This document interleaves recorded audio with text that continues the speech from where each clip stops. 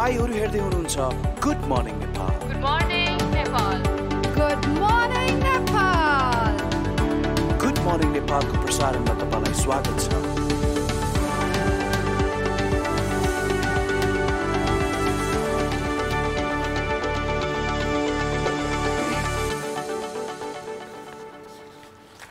नमस्ते, good morning.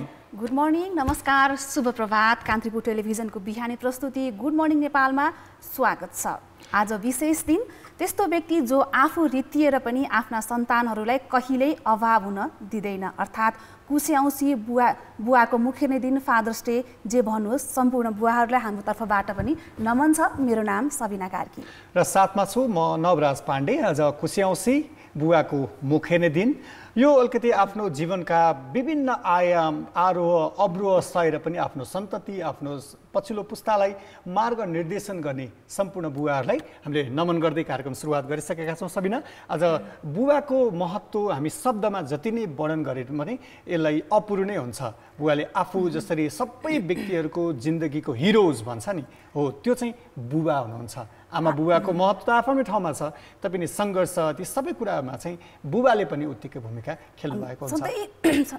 अलिकति चिसो लागिरहेछ नवराज मलाई अहिले। मौसम पनि चिसै छ, पानी पनि परिरहेको छ होइन। अहिले त खोक्दा पनि अलिकति गर्नु पर्यो, डर लाग्छ कि भन्छ नि, होला अरूकोले पनि हेर्ने दृष्टिमा पनि हुन्छ नि, ओहो कोरोना हो कि जस्तो पनि हुन्छ नि। अहिले आफैलाई पनि डर लाग्छ, चिसो छ।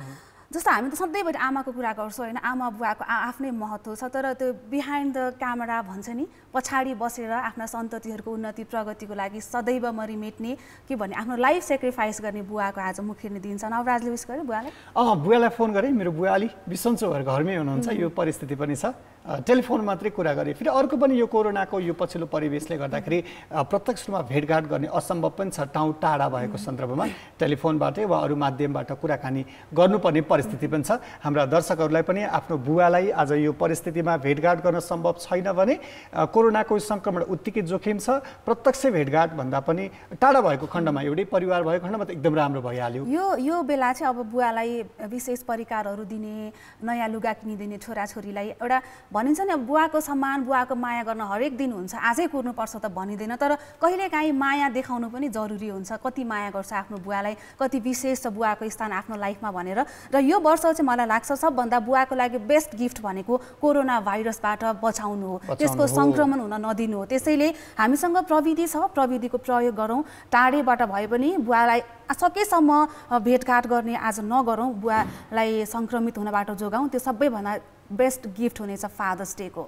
सबिना, जसको बुवा हुनुहुन्न उहाँहरूले जसरी आफ्नो बुवाको स्मरणमा आज काठमाडौँको गोकर्णेश्वरमा भव्य मेला लाग्ने गर्थ्यो विगतका वर्षहरूमा, यसपटक त्यस्तो परिस्थिति पनि छैन। हुन त कतिपय सामाजिक वा व्यक्ति बिचको दूरी कायम गरेर त्यहाँ पुग्ने मानिसहरूको उपस्थिति पनि छ भनेर हामीले विभिन्न माध्यमबाट थाहा पनि पायौँ। तथापि अलिकति बुवाको यो सन्दर्भमा हामीले यो प्रसङ्ग कुरा गरेसँगै अब कार्यक्रम गुड मर्निङ नेपालको नियमित हाम्रो विषयवस्तुतर्फ लागौँ।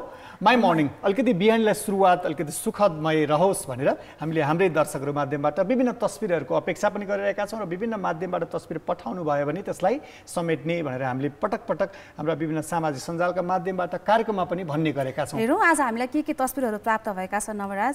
यो पहिलो सबिन प्रसाईको तस्बिर छ। यो चाहिँ उत्तरी ललितपुरमा खिचिएको तस्बिर हो। यो काठमाडौँ उपत्यकाकै अलिकति पहाडी भेग जस्तो हरियाली, डाँडा होइन, त्यस्तो अवस्था देखिन्छ सबिना। काठमाडौँमा हामीलाई यति ललितपुरमै यस्तो ठाउँ छ भनेर अलि यसो सुरुमा सोच्दा त छैन कि जस्तो पनि लाग्छ नि होइन, तर वरिपरि हामी अलिकति टाइम निकालेर फुर्सदमा घुम्न गयौँ भने यस्ता ठाउँहरू पनि देख्छौँ। त्यसै गरी हामीलाई अर्को तस्बिर प्राप्त भएको छ, विशाल रिमालले पठाउनु भएको छ। यो तस्बिर स्याङ्जाको हो। स्याङ्जा बिरुवाको तस्बिर हो। यो काठमाडौँ उपत्यकामा पछिल्लो समय तीव्र सहरीकरणको कुरा गरिरहँदा देशका विभिन्न अन्य भागमा पनि सहरीकरण, नयाँ खालको यो परिवेश, बस्ती विकासको चाहिँ तीव्र गतिमा अघि बढेको विषय पनि गाउँहरूमा पनि हामी अब तीव्र रूपमा घरहरू बन्दी गरेको यस्ता दृश्यहरू, यस्ता ठाउँहरू थोरै पो छन् कि भनेर बेला बेला चिन्ता पनि लाग्छ होइन, तर यसको संरक्षण गर्ने पनि जिम्मा पनि हाम्रै नै हो। त्यसै गरी अर्को तस्बिर हामीलाई प्राप्त भएको छ, कहाँबाट छ नवराज? यो विजय लामाले काठमाडौँको स्वयम्भूबाट खिचेर पठाउनु भएको तस्बिर छ। त्यसमा चाहिँ स्वयम्भू यो नागार्जुन डाँडादेखि स्वयम्भूनाथको यो सुन्दर दृश्य अवलोकन गर्न सकिन्छ भनेर पठाउनु भएको छ। यो चाहिँ यो अहिलेको परिवेशमा अलिकति घुरमैलो भएको हिसाबले पनि क्लियर त देखिँदैन, तैपनि यो खालको यस्ता परिवेशका तस्बिरहरू हामीलाई हाम्रा सामाजिक सञ्जालबाट आएका तस्बिर थिए। हामी आग्रह गर्छौँ यस्ता तस्बिरहरू हामीलाई पठाउनको लागि हामी कसरी हाम्रो दर्शकहरूले हामीलाई यस्ता सुन्दर तस्बिरहरू पठाउन सक्छ नवराज जानकारी सबिना हामीलाई चाहिँ जस्तै आफ्नो बिहानीका आफ्ना दैनिकीका सबै खालका तस्बिर जसले अलिकति प्रेरणादायी सन्देश दियोस् त्यस्ता खालका तस्बिरहरू हामीलाई पठाउन सक्नुहुन्छ। यसका लागि हाम्रो फेसबुक पेज रहेको छ कार्यक्रम द गुड मर्निङ नेपालको, त्यहाँ ktv.gmn मा गएर यहाँले हामीलाई पठाउन सक्नुहुन्छ। त्यस्तै ट्विटरमा पनि @officialgm नेपाल हाम्रो ट्विटर ह्यान्डल रहेको छ, त्यहाँ पनि गएर तपाईहरुले हामीलाई यस्ता तस्बिरहरू पठाउनु भयो भने हामी कार्यक्रमका आगामी अङ्कहरुमा समेट्ने प्रयास गर्छौं। अब लागौं ट्रेन्डिङ टुडेमा सामाजिक सञ्जालमा चर्चाका विषयहरू के कस्ता छन्, के कस्ता समाचारहरूले स्थान पाए ती हामी यो सेगमेन्टमा देखाउनेछौँ। पहिलो ट्रेन्डिङ टुडेमा रहेको छ यो कोरोना भाइरस सम्बन्धी अपडेट रहेको छ। यहाँले अपडेट देख्न सक्नुहुन्छ। पछिल्लो समय नेपालमा भाइरस संक्रमण तीव्र रूपमा बढिरहेको छ। 28,000 भन्दा बढी संक्रमित भइसकेका छन्। 114 जना भन्दा बढीको मृत्यु भइसकेको छ र रिकभरी हुने संख्या पनि बढी नै रहेको छ हैन। हामीले रिकभरी सबिना हिजोको मात्रै तथ्याङ्क कुरा गर्दाखेरि सबैभन्दा बढी यो कोरोना संक्रमण सुरुवात भएदेखिकै सबैभन्दा बढी हिजो 1000 भन्दा बढी 1016 जनामा नयाँ संक्रमित फेला परेको छ भने काठमाडौँको मात्रै कुरा गर्ने हो भने काठमाडौँ, ललितपुर र भक्तपुर काठमाडौँ उपत्यकामा 205 जना संक्रमित भएको यो सबैभन्दा ठूलो तथ्याङ्क पनि हो। हामीले अझ बढी सचेत हुन आवश्यक छ। जसरी भाइरस संक्रमणको जोखिम बढिरहेको छ दिनानुदिन, त्यसैले हामी स्वयं आफै यसबाट बच्नको लागि सचेत हुन आवश्यक छ। त्यसैगरी हामीसँग ट्रेनिङ टुडेमा यो सचेत रहन, जसरी हामी आफै सचेत रहनु पर्ने परिस्थिति त छँदैछ, त्यसका अलावा सरकारले पनि अब काठमाडौँ, ललितपुर र भक्तपुर उपत्यकालाई चाहिँ आज राति 12 बजे बुधबार राति 12 बजेदेखि भदौ 10 गतेसम्म चाहिँ निषेधाज्ञा जारी भएको छ। अर्को त्यही रहेको छ हाम्रो उपत्यकामा भदौ 10 सम्म निषेधाज्ञा जारी गरेको छ सरकारले। र यसमा के गर्नुहुन्छ के गर्नु हुँदैन अलिकति नवराज भन्नु। निषेधाज्ञा यो चाहिँ सबिना कस्तो छ भने निषेधाज्ञा भन्नु बित्तिकै मानिसहरूको जमघट हिँडडुल गर्न रोकिन्छ। अत्यावश्यक भन्नाले सुरक्षा, त्यसपछि खाद्यान्न अनि पानी र यो दूधजन्य पदार्थहरूको लागि ढुवानी खुल्छ। अरू सबै सरकारी कार्यालय, निजी कार्यालय अरू सबै बन्द रहन्छ भने मानिसहरूको आवत जावतलाई पनि नियन्त्रण गरिन्छ। यो खास गरी निषेधाज्ञाको समयमा सञ्चार क्षेत्र पनि अत्यावश्यकमा पर्छ। सञ्चार क्षेत्रको पनि यसलाई थप व्यवस्थित र थप सावधानी अपनाएर हिँडडुल गर्न पाइन्छ, तर अपनाउनु पर्ने सावधानी चाहिँ पूर्ण रूपले अपनाउनुपर्छ। अब अर्को यो विषय, यो कोरोनाको महामारी यो त्रास त बढिरहेको छ। यही बीच रसियाले कोरोना विरुद्धको भ्याक्सिन जसरी सफल परीक्षण भएको भनेर भनिएको छ, हुन त यसका विभिन्न टिका टिप्पणी पनि भएका छन्। त्यही प्रसङ्गमा चाहिँ नेपालका लागि कोरियाली दक्षिण यो रुसका राजदूत चाहिँ अलेक्सेई नेभिकोभले हिजो हाम्रो राष्ट्रिय सभाको अध्यक्षलाई भेट्नुभयो र उहाँले भेट्दाखेरि चाहिँ अब भ्याक्सिन हामीले बनाउँछौँ, नोभेम्बरदेखि बजारमा पठाउँछौँ, त्यो तपाईँलाई चाहेको खण्डमा हामी उपलब्ध गराउने प्रयत्न पनि गर्छौँ भनेर पनि विभिन्न फ्याक्ट चेक भइरहेको छ। साइन्टिस्टहरूले विभिन्न आलोचनाहरू पनि गरिरहेका छन्। यसका बावजुद पनि केही देशहरूले रुसलाई साथ दिएका छन्। रुसले उत्पादन सुरु गरिसकेको पनि भनेको छ। अब हामी आशा गरौँ, यसले आशा जगाएको छ हैन। यस्तो कठिन परिस्थिति छ, सबैजना भ्याक्सिनको प्रतीक्षामा छन्। यो सफल होस् हामी कामना गरौँ। सबिना अब अर्को हाम्रो ट्रेनिङ ट्रेनमा रहेको चाहिँ यो स्पोर्ट्ससँग रिलेटेड छ। च्याम्पियन्स लिग चलिरहेछ हैन, यो विषयमा अलिकति यहाँले जानकारी गराइदिनु पर्यो। अघि नवराजले मलाई बिहान कस्तो निन्द्रामै छ कि के हो सबिना फ्रेसै छैन भनेर मलाई जिस्काइरहेको थियो नि। खासमा म गेम हेरिरहेको थिएँ। एसियन फ्यान्सलाई अलिक गाह्रो छ कि नवराज, अब रातिको गेम हुन्छ होइन, पाउने 1 देखि सुरु हुन्छ। च्याम्पियन्स लिगको सेमिफाइनलको खेलहरू गए रातिबाट सुरु भएको छ र अहिले चाहिँ यो कोरोना भाइरसले गर्दा एउटै ठाउँमा गेम भइरहेको छ। यो चाहिँ होम एन्ड अवे, एउटा टिमको पहिला घरेलु मैदान अनि अर्को टिमकोमा गएर खेल्ने जुन फर्मेट थियो, अहिले चाहिँ एकै ठाउँमा पोर्चुगलको लिजबनमा भइरहेको छ र एउटा लेगमा नै डिसाइड हुन्छ कि एकचोटि खेलेपछि सकियो, अर्को लेग हुँदैन। गए राति चाहिँ Paris Saint Germain French champion PSG पहिलो पटक फाइनल प्रवेश गरेको छ लाइप्जिगलाई हराउँदै। र PSG ले चाहिँ पछिल्लो समय एकदमै धेरै खर्च गरिरहेको थियो कि हामी Neymar Brazilian star Neymar Kylian एम्बापेमा चाहिँ एकदम धेरै खर्च गरिरहेको थियो। उसको टार्गेट भनेकै च्याम्पियन्स लिगको फाइनल पुग्ने अथवा ट्रफी जित्ने। उसले घरेलु लिगमा त अलमोस्ट सबै ट्रफी जितिसकेको छ र 2011 मा यो कतारी ओनर, यो PSG को ओनर कतारी बिजनेसम्यान छन्। उनीहरूले चाहिँ अब नेइमारको त हामीले त्यो मूल्य पनि एकदमै धेरै रेकर्डै फुटबलको रेकर्डै भयो, विभिन्न समाचारहरू पनि आइरहेछन्। उसको टार्गेट नै यही थियो। त्यही भएर उनीहरू फाइनल्ली PSG ले एउटा अचिभ गरेको छ र आज राति अर्को सेमिफाइनल हुँदैछ बायर्न म्युनिख र लियोन बीच। त्यो पाउने 1 बजे हुन्छ। नवराज भयो भने एक दिन हेर्दा हुन्छ रमाइलो एकदम हुन्छ। होइन यो स्पोर्ट्सको यो कुरा चाहिँ हामीलाई यति धेरै रहेन, त्यही अघि सबिनाले भनेको जस्तै एसियन जो दर्शकहरूलाई चाहिँ यो समय चाहिँ अलिकति नमिल्ने भएकोले। अर्को तर्फ जाउँ, अर्को कुन छ नवराज? अर्को आज कुशे औँसी यो कवि मोतीराम भट्टको जन्म जयन्ती पनि हो। नेपाली भाषामा गजललाई भित्र्याउने श्रेय पनि मोतीराम भट्टलाई जान्छ, उहाँको पनि आज जन्म जयन्ती परेको छ। त्यसै गरी हामीसँग अर्को रहेको छ यो गोकर्णेश्वर। हामीले यो अघि कार्यक्रमको सुरुवातमा पनि भन्यो गोकर्णेश्वर मन्दिरको यो दृश्य हो, यो दृश्य पनि देखाउन चाहन्छौँ। यो विगतका वर्षहरूको यो चाहिँ पुरानो तस्बिर हो, नयाँ चाहिँ यसपटक यस्तो भिडभाड हुने अवस्था छैन। पहिला चाहिँ जो आफ्नो बुवा नहुनेहरूले बुवाको मुख हेर्ने दिन त्यहाँ गएर श्राद्ध गर्ने, बुवालाई अलिकति सम्झिने भनौँ न छोराछोरीले। अब यो पटक त कोरोना भाइरस महामारीको जोखिमका बीच हामी छौँ होइन। बुवा जहाँ भए पनि हामीलाई माया गर्नुहुन्छ, हामी साथ रहे पनि नरहे पनि भनिन्छ नि, आँखा चिम्म गरेर सम्झ्यो भने पनि त्यो आभास हुन्छ बुवाको मायाको भनिन्छ। यो पटक सायद अब हामीले तस्बिरहरू प्राप्त गरिसकेका छैनौँ, बिहान त्यहाँ कस्तो भयो भनेर सम्भवतः यो यस्तो दृश्य हामी यो साल देख्दैनौँ। सबिना, यसपछि अर्को दुःखद समाचार छ। हिजो नेपाली काव्य जगतका शिखर पुरुष राष्ट्रकवि माधव घिमिरेको 101 वर्षको उमेरमा निधन भएको छ। त्यही प्रसङ्गमा आज विभिन्न सञ्चार माध्यमहरूले प्राथमिकताका साथ फ्रन्ट पेजमै हाम्रो ब्रडसेड डेलिजहरूले न्युजहरू पनि कभर गरेका छन्। उहाँको निधन भएको यो प्रसङ्ग छ, यो ट्रेनिङमा पनि रहेको हुनाले केही पत्रिकाहरूको प्रसङ्ग पनि राखौँ। अहिले महामारीसँग जुधिरहँदा यो एकदमै अर्को दुःखद खबर हो। स्तब्ध सबै नेपालीहरू मर्माहत भएका छन् होइन। जस्तो हामीले सानैदेखि हामी हुन्छ नि उहाँले लेखेका कविताहरू पढ्दै गान जिङ्ग हुने, हामीलाई त्यो राष्ट्रप्रतिको त्यो जुन कर्तव्य हुन्छ नि, त्यो गीत सुन्दाखेरि नै अलिकति बिर्सेको छ भने पनि अवेर गराउने खालको हुन्छ नि। मैले चाहिँ उहाँलाई सम्झिँदाखेरि यो दुःखद तर कस्तो चाम आउँछ कि ग्लो आउँछ कि मलाई अहिले पनि। हो, जस्तै गाउँछ गीत नेपाली भनेर त्यो राष्ट्रिय झन्डा समातेर स्कुलको प्राङ्गण अगाडि उभिँदाको त्यो क्षण सम्झदा माधव घिमिरेप्रतिको सम्मान थप उच्च हुने पनि देखिन्छ। सबिना, यसँगै गोरखापत्र राष्ट्रिय दैनिकले समाचार कालजयी स्रष्टाको महाप्रस्थान भनेर समाचार उहाँको तस्बिरसहित मुख्य पृष्ठमा समाचार प्रकाशित गरेको छ। त्यसै गरी नागरिकले यस विषयमा लेखेको छ, आज मर्स्याङ्दी सुसाइरहेछ भनेर लेखेको छ। लमजुङ उहाँको चाहिँ जन्मस्थान थियो, त्यहाँ हुँदै बग्ने मर्स्याङ्दी भएको हुनाले पनि राइज नेपालको पनि राष्ट्रकवि घिमिरे पास्ट अवे एट 101 भनेर लेखेको छ। त्यसैगरी अन्नपूर्ण पोस्ट लेखेको छ, ढल्यो साहित्यको एक युग। कान्तिपुर दैनिकको फुलको थुङ्गा बहेर गयो भनेर समाचार रहेको छ। सबिना, आजको कार्यक्रममा हामी विशेषतः राष्ट्रकवि माधव घिमिरेको निधन, त्यसपछि उहाँलाई सम्झने स्रष्टासँगको कुराकानी पनि रहनेछ। त्यसअघि अहिलेलाई समय भएको छ ब्रेकको। ब्रेकपछि फेरि यही विषयमा केन्द्रित रहेर हामी आउनेछौँ। कान्तिपुर टेलिभिजन हेरिरहनुहोला।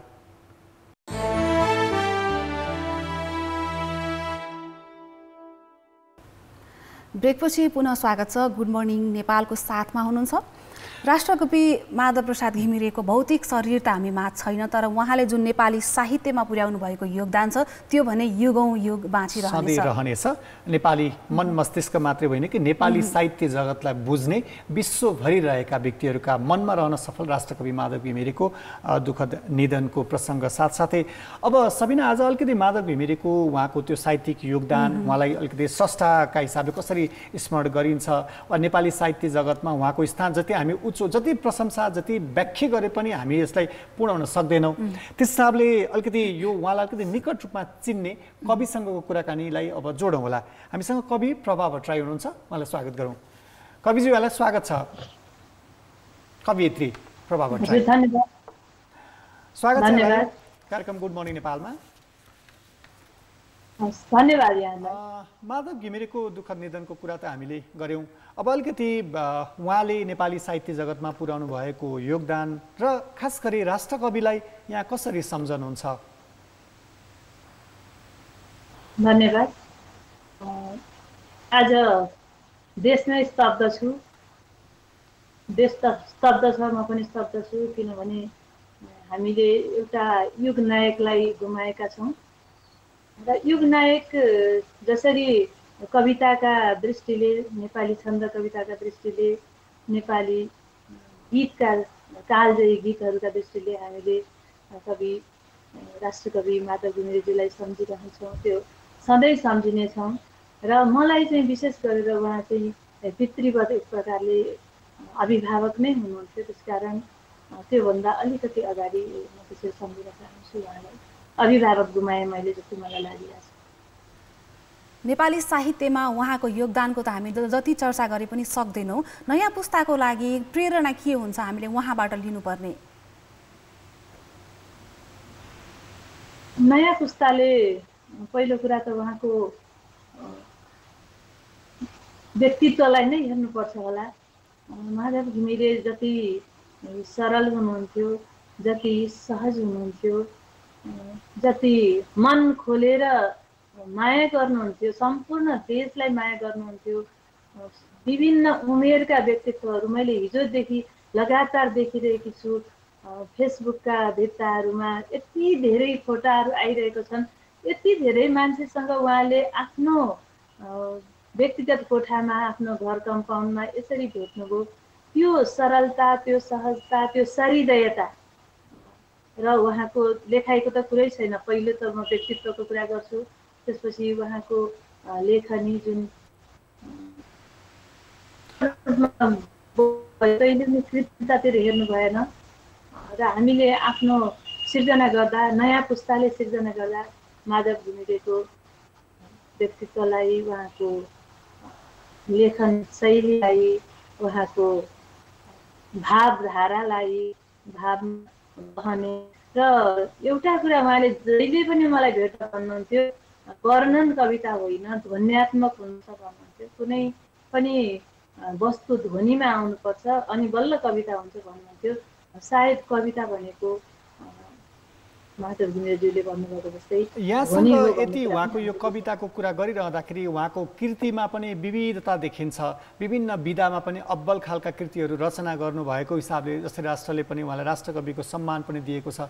अलिकति उहाँको कृतिको रूपमा अलिकति विश्लेषण गरिदिनुहोस् न। उहाँलाई 2030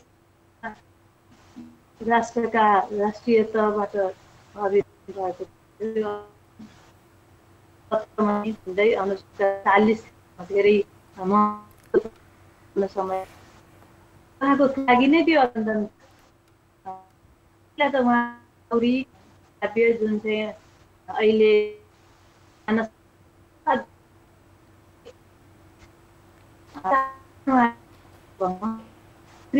कृतित्वले अलिकति यो इन्टरनेटको कारणले अलिकति उहाँको आवाज पनि स्पष्ट रूपमा सुन्न सकिरहेका छैन। हुन त यो शोकको अवस्था छ, शोक नै भए पनि अलिकति राष्ट्रकविको उहाँको सृजनाको कुरा, उहाँका कतिपय कविताका अंशहरू हामीलाई सुन्न मन थियो। तथापि यो चाहिँ अब अहिले यो अलिकति इन्टरनेटको राम्रो प्रभाव नभएको कारण यो चाहिँ सम्भव भएन। तथापि सबिना उहाँको जस्तै विभिन्न कृतिहरू छन्, जस्तै उहाँको नवमञ्जरी, गौरी, शोक महाकाव्य, त्यस हिसाबले हामीले पढेको, हामीले सुनेको होइन।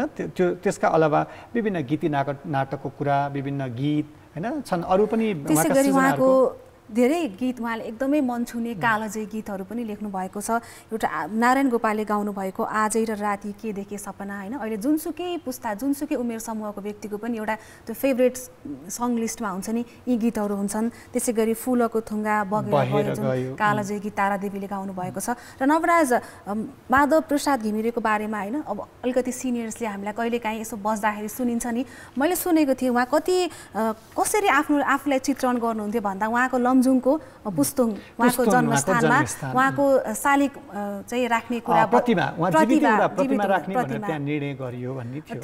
त्यसको लागि अलमोस्ट सबै काम सकेर उहाँको अनुमति लिन चाहिँ त्यहाँका मानिसहरू कविको घरमा आउनुभयो। तर उहाँले के भन्नुभयो भने यो सबै ठिकै छ, यहाँहरूको मायाको लागि म कृतज्ञ छु, यहाँले जुन माया दिनुहुन्छ मलाई, उहाँले हामी कति सरल हुनुहुन्छ, उहाँले सबैलाई कसरी माया गर्नुहुन्छ भन्ने कुरा त हामीले सुनि पनि सक्यौँ, देख्दै पनि आएका थियौँ होइन। उहाँले के भनेर फर्काउनु भयो भने ठिकै छ, तर कवि भनेको, स्रष्टा भनेको चाहिँ पाठकको मनमा बस्नुपर्छ। यसमा कति धेरै ठुलो कुरा रुकेको छैन। जस्तै त्यो सरलता पनि अनि विनम्रता सबैप्रति यति धेरै सहज रूपमा उहाँलाई, जस्तै एक्सेसको कुरा पनि आज सामाजिक सञ्जालमा हरेक मान्छेले माधव घिमिरेसँगै बसेर तस्बिर खिचिएको कुरा, आफ्ना कृतिहरू उहाँसँग लोकार्पण गराएको कुरादेखि सबैलाई एकदम इजी एक्सेस दिने, त्यस्ता एकदम राष्ट्रकवि त्यो उमेरमा पनि सधैँ सक्रिय रहिराख्ने उहाँको त्यो जीवनबाट हामीले पनि धेरै खालका प्रेरणाहरू लिन सक्छौँ। भन्छ नि, सफल हुनु र मान्छेको मनमा मनमा बस्नु फरक कुरा हो भनेर र राष्ट्रकविको हकमा दुवै सफल र मानिसहरूको मनमुटुमा बस्न पनि सफल।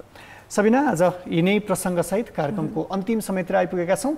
यहाँको पनि विभिन्न माध्यमबाट हामी सहभागिताको अपेक्षा गर्छौँ। हाम्रो फेसबुक पेज, हाम्रो ट्विटरमा यहाँको विचार, यहाँलाई लागेको कुरा लेख्न पनि सक्नुहुन्छ र दैनिकीसँग जोडिएका विभिन्न तस्बिरहरू यहाँले हामीलाई पठाउन पनि सक्नुहुन्छ।